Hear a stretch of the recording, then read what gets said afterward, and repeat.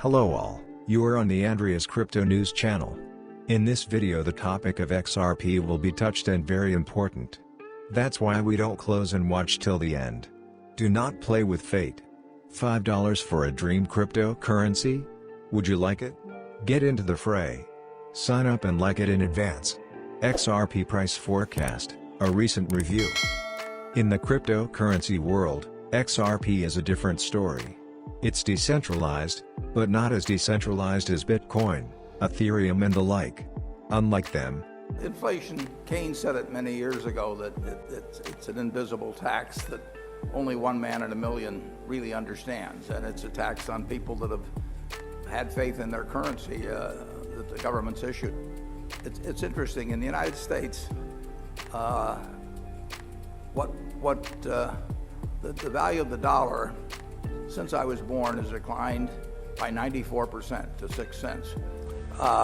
So inflation appropriate for XRP. There's a lawsuit hanging over Ripple right now. A group of people are saying that XRP and Ripple are sort of tied together, and that XRP could be considered an unregistered security. What would you say to them? Well, it's pending litigation, so I'll probably be a little bit muted on the topic. Suffice it to say, we don't think it has merit. These are people who didn't buy XRP from us. We also don't believe XRP is a security. I think, one of the poignant arguments in my point of view is, if I went back to the office and said to the team at Ripple, hey, we're shutting down, XRP trades on 130, 140 exchanges around the world. XRP would keep trading. So you're like, wait a minute. Okay, so it's a security of what? It's not a security of Ripple. It doesn't give you the rights to dividends or ownership of Ripple, the company. We have shareholders of Ripple, right? We raised a Series A financing, a Series B financing, and we own a lot of XRP, but they're two separate things. At the same time, we've seen recently Block One had the hammer come down on them from regulators. They were basically said that they were selling an unregistered security. $24 million. Just it's interesting you call that a hammer. They raised $4 billion and they yeah, it's a light hammer. It's a light hammer. You and I would never judge what maybe it's a fly swatter. hammer. Either way, so what's the difference between Block One and their token EOS versus what you guys are working on? Well, I think one really important distinction is the XRP ledger existed before Ripple, the company. It's a public blockchain. You can go back and see kind of transactions 0, 1, 2, 3. You can see when Ripple was incorporated in the Secretary of State in California. Ripple didn't create the XRP ledger. The XRP ledger had utility prior to Ripple's existence. Certainly we are an interested party in the success of the XRP ledger, for sure. We own a lot of XRP. But it's a little bit like saying, Exxon owns a lot of oil. That doesn't make oil a security. Exxon's clearly interested in how to, we can argue about the health of the, I'm not here to debate carbon emissions. Climate crisis, you want to get into that? This is an example I wanted to choose here, but suffice it to say, Exxon cares a lot because they have a lot that they're relatively unfamiliar with or new, and it's just an interesting activity, being a financial regulator and sitting in your chair. So, when you think about the technology and the challenges that poses, how do you go about the business of identifying and keeping your eye out for the risks, again, not just or associated with the product, but with the technology itself as it becomes either commoditized or infiltrates the traditional financial marketplace? Well, again, we're for innovation. So really in more mature areas like use of the cloud or artificial intelligence, there continues to be challenges of how regulators look at those things.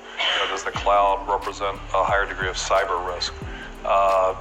Is artificial intelligence, if you use it, do you perhaps violate concepts of fair lending or disparate impact that are concepts the CFPB has? So all these are questions that really need to be solved. So I consider that kind of the crypto's kind of the new thing. The core fintech are sort of established processes that have gotten to some stage of maturity, but still need increased level of maturity for regulation. So that's why in that report we kind of separated the two. One, we weren't finished with the digital asset work, so we weren't ready to publish on it. And two, those reports were Treasury recommendations. They weren't interagency, so we did sort of make an effort of triangulating with other regulators, but they were really our thoughts. We had the pen. So that's, so really the excluding digital assets from that report is just a matter of, if that report was a year from now, it would have been integrated. But I do think it's important to look at the nature of fintech, and these are fairly traditional, addressing fairly traditional financial services needs. It's sort of, in some ways, a disruptive marketing technique. It can be a disruptive credit analysis technique. Speed to market innovation can be quicker, but it's largely sort of overlapping with what we would all consider traditional financial services. Crypto, digital, blockchain technology is like a whole nother step. So I guess the first thing is to get the first phase right, and I think we put out a framework that we're moving forward on. I think on refer to this as the Enron of the crypto space. This has been picked up by Forbes. I have to ask you, Tone, what has been going on? I know, I wish Forbes would have reached out for an official comment, but yeah, Forbes did pick it up. It was a little bit more of a joke, but but that's what happened. That's what happened in Enron. Enron was pretty much cooking the books, and they had a fake instrument. They were selling these contracts on energy, but there was nothing there. It was all just smoke and mirrors. And that's how I see the Ripple token, and I've always explained it that way. There's absolutely no reason for this token to exist. There's no reason to add a very volatile currency, and Ripple is insanely volatile. Ripple just dropped 20% in a single day the other day when it fell from 30 cents down to 26 cents. These things are insanely volatile, and there's no reason for them to exist, and they keep making up reasons for it to exist. Now, there is a lawsuit going on right now claiming them to be a security, but that lawsuit is not coming on behalf of the SEC. That lawsuit is coming on behalf of an individual, so it's not exact. I don't really know what's going to happen there. We do cover it on the Bitcoin Law Review, and yeah, I know one of the lawyers didn't like the fact that I call everything a scam, but I would have given Forbes a more official comment. But yeah, the Ripple token is a really, really sad situation where it was created back in 2012 or so, just to make money, basically. And now the company has spent the last 6 years trying to disassociate itself from this token, while at the same time trying to make up any reason for it to exist. On a final note, Tone, I do want to ask you.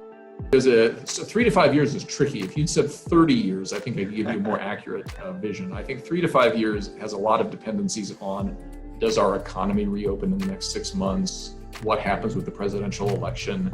What happens with China on various immediate issues of national security? So, but what I would say is, if you kind of assume a steady state on all of